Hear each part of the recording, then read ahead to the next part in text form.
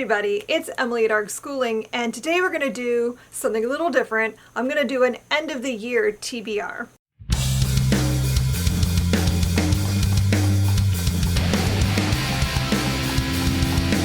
So because I'm a Sybil's judge this year, I'm a judge for the middle grade fiction category. Because of that, my reading for the next couple of months is going to be almost exclusively middle grade. I have to read just a ton of middle grade titles.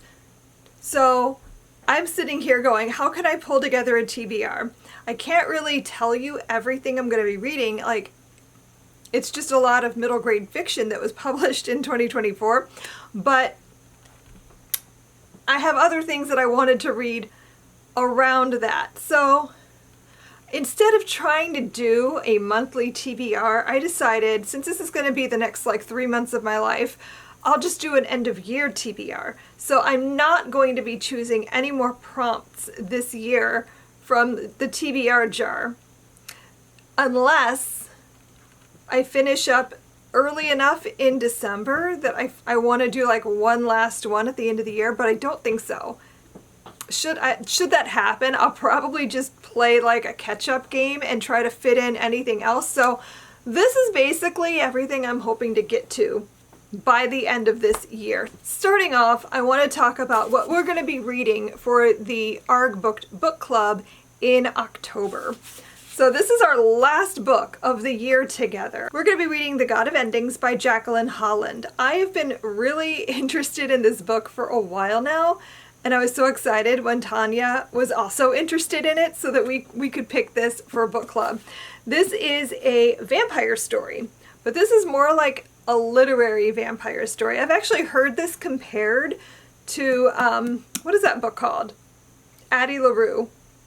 We read it for book club by V.E. Schwab. We read that, I think, last year or the year before for book club. If you enjoyed Addie LaRue, you might like this. This is a story following a woman who is a vampire, and she's also an artist, and she teaches art at an elite school, and she's reflecting on her life and how she became a vampire and how it's affected her over the years and that sort of thing. It just sounds really interesting. I like things like this. I love stories that are told over a scope of time, and especially if you can follow one character or one family. And obviously she's immortal, so we're following just the one character over a large swath of time, and her experiences and what it means for her to be immortal, and how can one build a life when everyone around them is always dying. So I'm just really intrigued by this. So I'm really looking forward to reading it with you guys. So we'll be reading this together in October. If you want to participate, all you got to do is read the book and then come hang out with Tanya and I at the live show, which will be here on this channel the first Saturday in November. I'm also going to try to finish all the prompts that I have left for the Build Your Library Reading Challenge. I'm so close.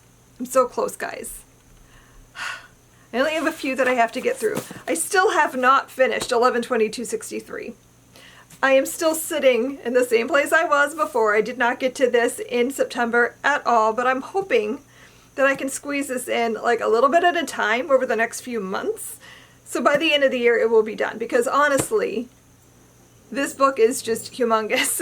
But I really still wanted to get through it because I was enjoying myself. But this is going to count for the alternate history prompt. For a turning point in history and for ancient history, I'm going to try to read A Day of Fire. This is a novel of Pompeii by a variety of historical fiction authors. I had a different book entirely for turning point, but when I really sat down and thought about it, I was like, this could work for both. And I don't know if I'll have time to read one other thing. So I'm going to try to count this for both.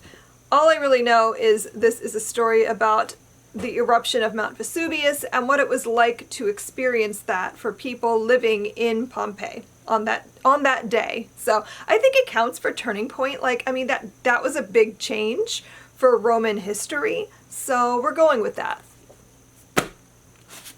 And then for a book with time in the title, I still really wanted to read Thief of Time by Terry Pratchett. Again, don't really know what this is beyond it's Discworld, and it's one of the death books. So it's really all I need to know. I want to read all the Discworld at some point in my life. That is like one of my life goals, is to read all of the Discworld books. And Death is my favorite character in Discworld. So those are like the ones I'm trying to prioritize right now. And then for a book about the space race, I'm getting a little bit bendy here with this one. This isn't specifically about the space race, but when I sat down and looked at what I had on my shelves, this was the one that I was the most interested in reading. And that is Goldilocks by Laura Lamb. This is a story about a bunch of female astronauts going into space looking for a new planet to inhabit. It says, if The Martian and The Handmaid's Tale had a book baby, this feminist environmental sci-fi thriller would be the incredible result. And that was said by Book Riot. So that tag, honestly, that blurb is enough to make me want to pick this up. So I don't really know a whole lot more than that. I have not really heard anyone talk about this book before. I think it's been out for a few years. It's not like a brand new book, but it's not... Yeah, this came out back in 2020. So I haven't really heard much about it. But it has some really good blurbs on the back. And it sounds interesting. I love books about like a group of people in an isolated space, like... especially if they're like going through space or if they're like on a quest of some sort. So this sounds like it's promising. So I'm hoping that I like it. Another thing I've been working on all year is the Buzzword Reading Challenge. This is something that's put together by Kayla over at Books and Lala. I've been doing it all year. I've succeeded in hitting this every single month. So I definitely want to try to do that the rest of the year as well. So these are the books that I think I'll be reading. So the prompt for October is relationships. So any book that has like a relationship word in the title. And when I went through everything I had on my shelves, this was the one that I was like, you know what? I really want to read that. Let's make that happen. And that is The Family Morphowitz by Daniel H. Turtell. All I can tell you is this is a family saga following one family from like the end of World War II into modern day. And we're kind of following them as they make their way in America. That's really all I know. It just says when Hadassah Morphowitz flees Nazi Germany with her siblings and arrives in New York, she is determined to turn the city into her own Mount Olympus at any cost. In choosing orphaned concentration camp survivor Zev Kreitenberg as her husband and accomplice, ensuring his loyalty with the promise of riches and the burial of a dark past, she begins a ruthless journey toward the upper echelons of Park Avenue Synagogue society. Their combined ambition knows no limits, and nothing will stand in the way of their realization of the American ideals of wealth and beauty, even if it means abandoning their son, Ezekiel. So this is a super messy family. They are not necessarily likable characters, but like, I am so intrigued by this book. I really want to read it. So I'm going to try to make this happen in October. The buzzword for November is only. And I only own like 3 books that have that word in the title. And it's what? How? How do I have so few books with the word only in the title? It's weird. But of the ones that I had, this is the one that jumped out at me the most, and that is The Only Woman in the Room by Marie Benedict. So this is the story of Hedy Lamarr, and it's about how, you know, she escaped Nazi Germany, came to America, made her way as a movie star, but she's also brilliant, and she worked with the military to like devise what would eventually become Wi-Fi, which I think is just amazing. Like, we know so little about the amazing women in history, so I really wanted to read this because I've never read anything about Hedy Lamarr before, but she's a very interesting historical figure, so I'm going to make that happen. And then I have 2 options for December because that is holiday words, which I knew going in was going to be rough because I don't own a lot of books that are specifically holiday related that I was going to want to read. I'm not a super festive person when it comes to like Christmas stuff. There's not a lot of Hanukkah books, so like I was like, what am I gonna read? So there is a middle grade coming out in October that I was really interested in that would fit this. It's called Let It Glow, I think, and it's basically a Parent Trap story. Like, it's based on that, and it's about twins who were separated at birth, and they were both adopted, so they're not like, it's not like taken apart by their parents and never told about each other. This is more like they were both adopted. Maybe their families don't even know that they were a twin. So they find out that they're twins, they get together, one of them is raised Jewish, one is raised, like, I don't know if she's Christian or just secular, but they celebrate Christmas. So like, they're swapping and learning about their traditions. It just sounds really cute. So I'm very curious about that. However, I know that I'm going to be super burned out on middle grade at that point, so I might not want to read another middle grade book. So should that be the case, I do still have this to read, and this is Candy Cane Kills by Brian McCauley. I got this in Nightworms last year and never got around to it. I know there's a sequel out now too, but I'm thinking this might be a little bit more what I'm in the mood for come December. I don't know what this is beyond that it's a slasher. This is a slasher that has to do with somebody killing people around Christmas, I think? I don't know.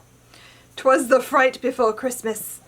This is the picture on the back, by the way. I don't know. I have 3 books left to read for my 12 recommendations from 12 friends. So we're just going to go ahead and pull these now, and whatever order they come out in is the order I will be reading them. So in October, I will be reading Abigail Hall. This is the wild card for me, honestly, because I know nothing about this book. I've never heard anyone else talk about it. The person who recommended it to me, I feel like we like some of the same things. So like, this could potentially be something. It's gothic. I think I should like it, but you know what? Who knows? Honestly, like I know nothing about it. So I'm super curious about it. Then in November, I will be reading Black River Orchard. So I bought a copy of this because my library does have it, but it's often checked out. Every time I've looked for it, it's been out. So I decided, you know what? I'm just gonna buy it. I know I'm gonna like this. I just have strong feeling that I'm going to love this. I've never read Chuck Wendig before though, so I'm very nervous, excited to go into this. This is a story about a town.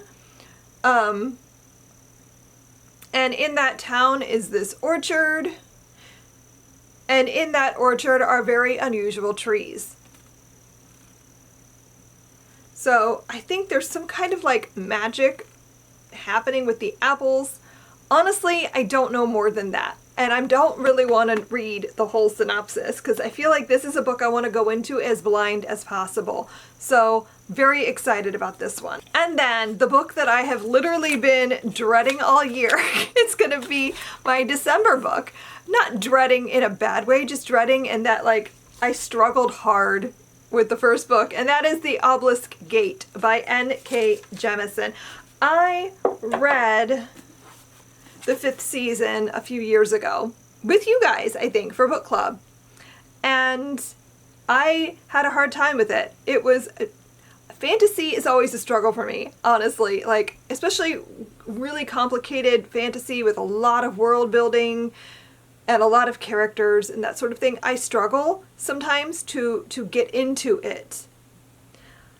And so, like, while I did find it really interesting, I have never really considered reading the rest of the series, but somebody recommended it for my 12 recommendations, and I was like, you know, I've already read the 5th season, but I could perhaps continue it and read The Obelisk Gate because I do own it. Technically it's Sarah's, but I own it. It's in my house. So I'm gonna try to read this. I do remember quite a bit of the first book, so I don't think I need to reread it. But we're gonna carry on. We're gonna go into the next book and see what happens. I'm a little bit nervous about it, but I'm hoping that I like this better than the first book. We'll see. So as if that weren't enough, that was already a lot of things that I have put on my plate. But I do have some other things that I want to get to before the end of the year. I'm probably not gonna have time to read much in the way of horror, which I love horror so much, and October is like my time to shine, you know? Like, I want to read all the things. But I do still want to try to fit something in, just so I can still feel those spooky vibes. I do plan on watching a lot of movies, but like for books, I'm going to try to read Shiver. This is a graphic novel. It's full of short stories. I've never read anything by Junji Ito before, so this is my introduction to this author. I've heard so many people talk about how great and how crazy, scary, and creepy and weird his stories are. So I'm really curious. I've had this on my shelf for a while. I bought it last year, and I'm like, this is the time, I think. This is when I feel like I should pick this up. So that is my plan. That I can fit in. I won't be able to read a lot, but I can fit in some graphic novels. So I'm going to read this. And I'm also going to try to read Beneath the Trees Where Nobody Sees. This is by Patrick Horvath. I read the first volume of this, then went and immediately bought the bind-up because I was like, wait a second, this is great and I want to read all of it. So this is, if the Richard Scarry books were about serial killers. That's what this is. So if you like cutesy animal stuff, but you also like some murder, and it's pretty gory, then this is for you. I'm probably going to pass this on to Regina because I feel like she's going to enjoy this. This is so up her alley. It's a serial killing bear who is trying to avoid an investigation into murders he did not commit. There's somebody else killing people in their little town, and so he's trying to figure out who it is ahead of the police so that he can prevent his own murders from being found out. So that's what this is, and it is so cute. Like, let me see if I can find a good picture to show you guys to get you an idea of what you're getting into here. So this is what you can expect. This is the level of gore you could expect from this book. I'm so excited about it. This is probably not going to happen, but in my heart, I would like it to happen. The new Salem's Lot adaptation is coming out at the beginning of October, like literally in days. And I really would like to reread Salem's Lot before it comes out. I have read this, but it has been ages. Like, I'm trying to remember. When did I read this? It's been at least 10 years, if not more like 20 years since I've read this. And like, the story that I remember in my head when I think about it is the 70s movie miniseries. And I'm like, no, I want to reread it. I want to have the story as it was written in my head going into watching this new adaptation. I'm probably not going to have time for this though. Like, it's a pipe dream. I don't know. We'll see. Maybe. I also really, before the end of the year, want to get to The Eyes Are the Best Part by Monica Kim. I am so on a, like, unhinged woman kick right now. I've read so many great unhinged woman books this year, and I want to read more. All I know about this is it is told from a Korean American perspective. It's about a woman who becomes obsessed with eating eyeballs. Sounds great. I would like to read this. I have had Yellow Face by R.F. Kuang on my TBR almost every month, I think, for like a year. And I have not gotten to it yet. And why?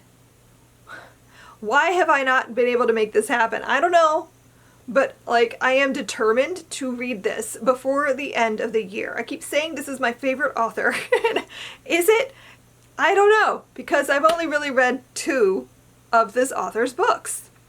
So, I should make this happen. I'm going to try to make it happen. and read this before the end of the year. I also really want to get to Rachel Harrison's new book, So Thirsty. I loved Such Sharp Teeth. It was one of my favorite books I've read this year, which was very unexpected.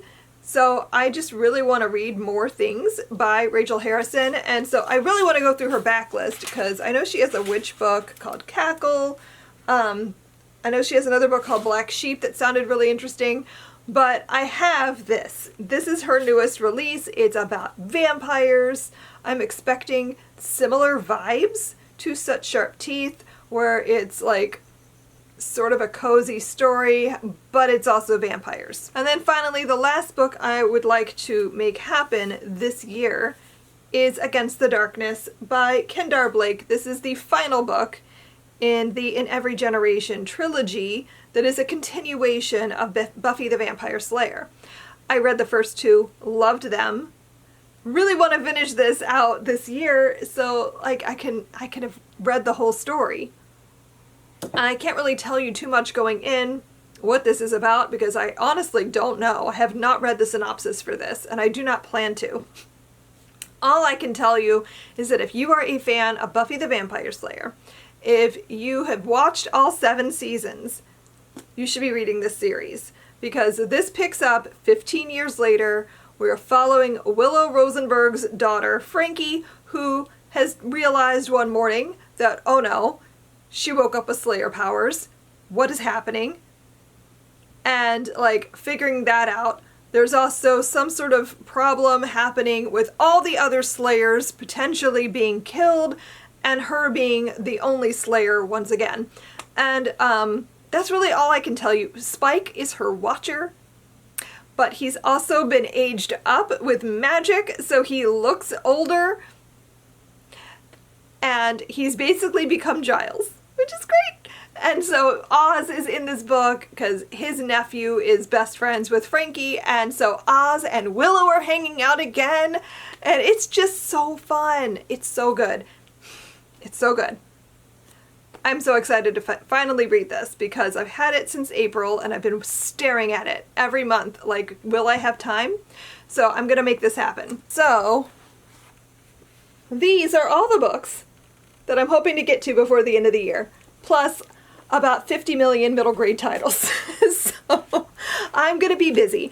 I don't know how much you're gonna see me because I'm gonna be reading pretty much every spare minute of my day the next 3 months. So I don't know. I'm hoping all of this happens, but bare minimum, I want to get through at least half of it. So let me know what you plan on reading the rest of the year. Like, what is a book that you are just so excited to make happen before the end of the year? I would love to hear about it. Let me know down below in the comments and we can chat. Thanks so much for watching. If you enjoyed this video, I hope that you will subscribe so that you can see more things from me in the future. And give this video a like if you enjoyed it. And I will see you guys in my next video. Happy reading. Bye!